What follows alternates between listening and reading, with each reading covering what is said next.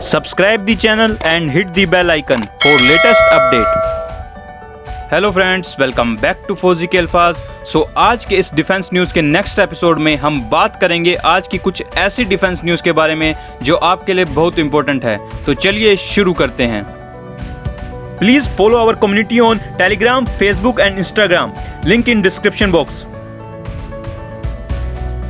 ऊंचाइयों पर तैनात भारतीय सैनिकों के लिए डीआरडीओ विकसित कर रहा है एक्सोस्केलेटन। वह एक्सोस्केलेटन आधुनिक सैनिकों के शरीर गैजेट के हिस्से के रूप में तेजी से उभर रहे हैं और सशस्त्र बल इस परियोजना की परिणति को उत्सुकता से प्रतीक्षा कर रहे हैं, जो अभी भी रक्षा अनुसंधान और विकास संगठन लैब पर्यावरण के भीतर कई अन्य लोगों की तुलना में बहुत पहले है। एक्सोस्केलेटन पर कई वर्षों के अनुसंधान एवं विकास के बावजूद डीआरडीओ ने भी अभी तक एक्सोस्केलेटन के क्षेत्र में किसी भी परिचालन तकनीकी को लागू नहीं किया है। चीन के मामले में उसने हाल ही में सैन्य श्रेणी की एक्सोस्केलेटन सूट पेश किए हैं, जो गोला बारूद ले जाने के लिए संचालित और उपयोग किए जाते हैं।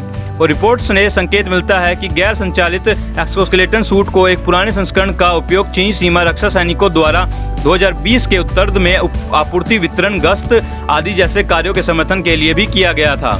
एक्सोस्केलेटन के बारे में अधिक जानकारी। डीआरडीओ द्वारा बायो इंजीनियरिंग और इलेक्ट्रोमेडिकल तकनीक में कई R&D किए जाते हैं और ऐसा इसलिए किया जाता है ताकि तकनीकी उन्नति सैनिकों तक पहुंचे।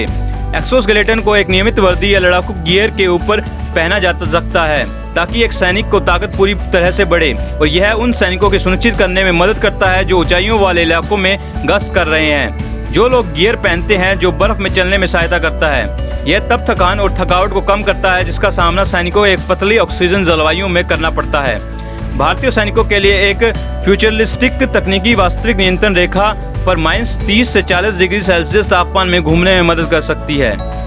एक्सोस्केलेटन जैसे तदर्थ परियोजना आदर्श रूप से IIT और निजी क्षेत्रों की कंपनियों को सौंपने के लिए उपयुक्त हैं, क्योंकि इसने अधिक संसाधनों की आवश्यकता नहीं होती है।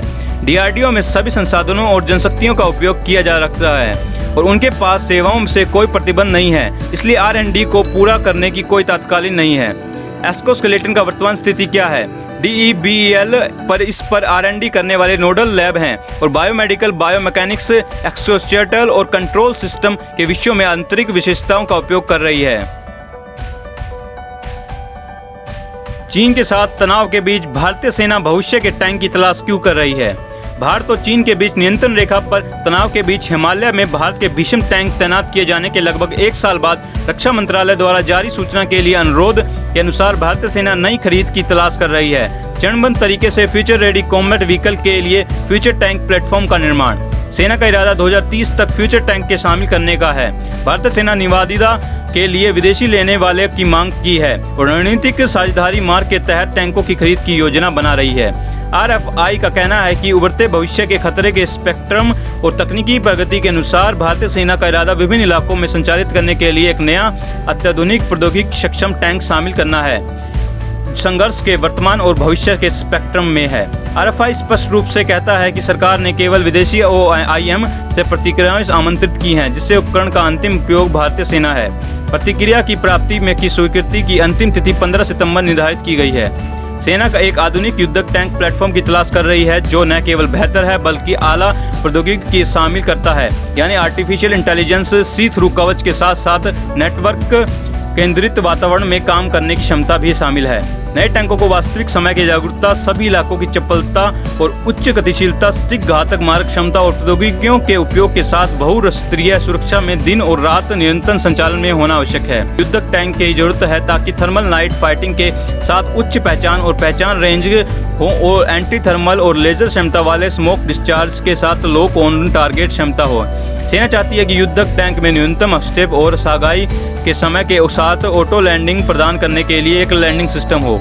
सेना ने जोर दिया है कि सॉफ्ट किल सिस्टम और अन्य काउंटर मार्शल अर्थ लेजर चेतावनी प्रणाली और RF सेंसर के साथ उच्च परिचालन लाभ प्राप्त करने के लिए टैंक हल्का होना चाहिए। इतना ही नहीं, टैंक के साथ कंपनी के लड़ाकू वाहनों को एक परिवार भी प्रदान करने में सक्षम होना चाहिए। उदाहरण के लिए रिकवरी वाहन, मॉड्यूलरी पर आधारित ब्रिज लेयर टैंक और प्लेटफॉर्म के मानकीकरण भारतीय सेना में RFI में कहा है। अब बात करते हैं आज की टॉप हेडलाइंस के बारे में। Defence minister sign contract to procure 11 airport surveillance radars for navy and coast guard.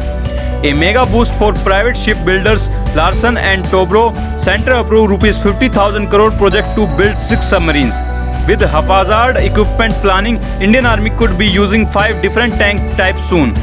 Unprecedented Taliban violence in 2020 carries into 2021. United Nations.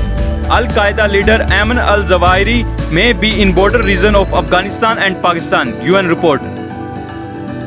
आज के इस डिफेंस न्यूज के एपिसोड में बस इतना ही। हम मिलते हैं आपसे अगले एपिसोड में। तब तक के लिए अपना ख्याल रखें, सुरक्षित रहें। जय Hind. Subscribe the channel and hit the bell icon for latest update.